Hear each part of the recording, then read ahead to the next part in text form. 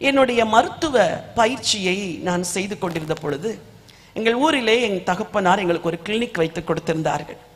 அது எங்கள் வீட்டிலிருந்து சற்று தூரம், ஒரு வாகனத்தில் தான் போக வேண்டும். அப்பொழுது அந்த கிளினிக்கு அடுத்த வீட்டிலே ஒரு குடும்பத்தார் வசித்துக் கொண்டிருந்தார்கள். அவர்களுக்கு ஒரு பெண் மகள் பிறந்தாள். சிறு பிள்ளையாய் இருந்த நாட்களிலே அவளுக்கு ஃபிட்ஸ் வரும், அடிக்கடி ஃபிட்ஸ் வரும். ராத்திரி நேரங்களில் எல்லாம் தூக்கி கொண்டு ஓடுவார்கள் மருத்துவமனைக்கு.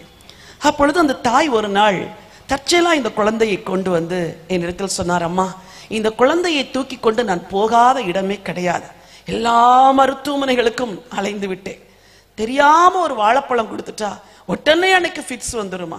அந்த ஃபிட்ஸ் வந்தா பல்ல கடிப்பா, நாக்க கடிப்பா, என் பிள்ளை பிழைப்பாளான்னு கூட சொல்லக்கூடிய அளவுக்கு மயங்கி விழுந்துருவாமா அப்படின்னு அந்த குழந்தையை கூட்டு வந்து காட்டினாங்க. 2 வயது குழந்தை, மிக அழகாக இருந்தது. சப்பி சீக்ஸ் அப்படி சொல்லுவதில்ல, அப்படி ஒரு அழகான குழந்தை. எனக்கு அந்த பிள்ளையின் மேல் ஒரு மனது உருக்கம் உண்டாயிற்று. அவளுக்காக நான் ஜெபம் பண்ணினேன். ஆண்டவரே, அவள் பெயர் ஸ்வர்ணம். ஆண்டவரே, இந்த ஸ்வர்ணத்தின் மேல் நீர் மனம் இறங்க வேண்டும். இவளுடைய வியாதி இன்றிலிருந்து நீங்கிவிட வேண்டும். ஆண்டவரே, எப்படியாவது அற்புதத்தை செய்யும் என்று சொல்லி அந்த பெற்றோரிடத்தில் சொன்னேன். ஆண்டவர் இயேசு உங்களுக்காக சிலுவையிலே ரத்தம் சிந்தி பாடுபட்டு மரித்தார். நீங்கள் எந்த மார்க்கத்தை சேர்ந்தீர்களோ அதையெல்லாம் நான் நோக்கி பார்க்கவில்லை. உங்களுக்கு வேண்டியது உங்கள் பிள்ளைக்கு சுகம், வேறு ஒன்றும் கேட்காதீர்கள். ஆண்டவர் இயேசுவை நோக்கி, இயேசுவே, நாங்கள் ஏதாவது தவறு பாவம் செய்திருந்தால் எங்கள் பாவங்களை மன்னித்திரு. ஆண்டவரே, எங்கள் உள்ளத்தில் வந்து எங்கள் பிள்ளையை சுகமாக்க வேண்டும் என்று கேளுங்கள் என்றேன். பெற்றோரும் கண்ணீரோடு ஜெபித்து அன்றைக்கு தங்கள் வாழ்க்கையை ஆண்டவருக்கு ஒப்பு கொடுத்தார்கள்.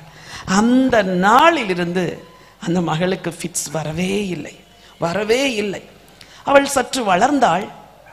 நான் ஒரு வாகனத்தில் ஒரு நாள் போகும் பொழுது 8:30 என்னுடைய கிளினிக்கை ஸ்டார்ட் பண்ணுவேன். 8:15 அந்த வாசப்படியில் வந்து உட்கார்ந்துருப்பா.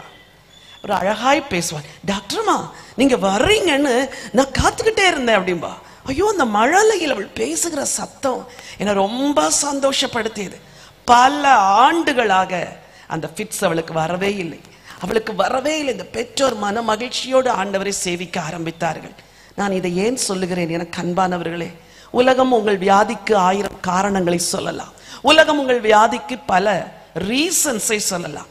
இந்த தகப்பன் எல்லா இடத்திலையும் பார்த்துட்டு முடியாதுன்னு சொன்ன உடனே, ஆண்டவரே, நீர் ஏதாகிலும் செய்யக்கூடுமானால் எங்கள் மேல் மனதிறங்கி எங்களுக்கு உதவி செய்ய வேண்டும் என்றான். அதற்கு ஆண்டவர் என்ன பதில் சொன்னார் தெரியுமா? இயேசு அவனை நோக்கி, நீ விசுவாசிக்க கூடுமானால் ஆகும், விசுவாசிக்கிறவனுக்கு எல்லாம் கூடும் என்று சொன்னார். என்ன சொன்னார்? நீ விசுவாசிக்க கூடுமானால் ஆகும், விசுவாசிக்கிறவனுக்கு எல்லாம் கூடும். இன்றைக்கு ஒருவராய் பெரிய அதிசயங்களை செய்கிறவர் உங்கள்கிட்ட எதிர்பார்க்கிற ஒரே ஒரு காரியம், ஆண்டவரே, நீர் இந்த வானத்தை படைத்தவர், சூரியனை படைத்தவர், சந்திரனை படைத்தவர், அண்ட சராசரங்களை படைத்தவர், முழு உலகத்தையும் படைத்தவர், மனுக்குலத்தை படைத்தவர், என்னை படைத்தவர், இவ்வளோ அழகா எல்லாத்தையும் தனி ஒருவராய் இருந்து செய்கிற ஆண்டவர், என் வாழ்க்கையில மட்டும் ஒருவராய் நீ வந்து எனக்கு உதவி செய்யாமல் இருப்பீரா? நான் உம்மை விசுவாசிக்கிறேன் ஆண்டவரே. சொல்லுங்க, ஆண்டவரே, நான் உம்மை விசுவாசிக்கிறேன். இன்னைக்கு ராத்திரி என் வாழ்க்கையில என்ன அதிசயத்தை செய்யணுமோ கர்த்தர் செய்யுங்க.